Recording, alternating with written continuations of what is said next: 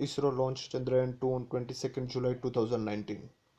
The primary objectives of Chandrayaan 2 are to demonstrate the ability to soft land on the lunar surface and operate a robotic rover on the surface. Scientific goals include studies of lunar topography, mineralogy, elemental abundance, and signatures of hydroxyl and water ice. The orbiter will map the lunar surface and help to prepare 3D maps of it. The onboard radar will also map the surface while studying the water ice in the south polar region and the thickness of the lunar regolith on the surface. Chandrayaan 2 will inform the location and abundance of lunar water for exploitation by the future lunar base proposed by Artemis program.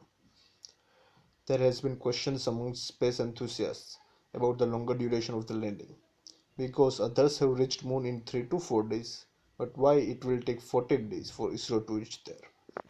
Chandrayaan 2 stack will be initially put in an Earth parking orbit of 170 km perigee and 40,400 km apogee by the launch vehicle.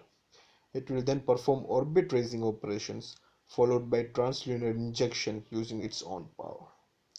A low energy transfer or low energy trajectory is a route in space which allows spacecraft to change orbits using very little fuel. These routes work in the Earth-Moon system and also in other systems, such as traveling between the satellites of Jupiter. The drawback of such trajectories is that they take much longer to complete than higher energy, more fuel transfer such as Hohmann transfer orbits. Low energy transfer follows special pathways in space, sometimes referred to as interplanetary transport network.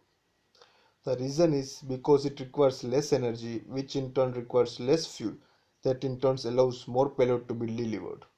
Thus, trading for the long time of 40 days gives ISRO better payload carrying capacity, which includes indigenously developed spacecraft, Vikram lander, orbiter, and Pragyan rover.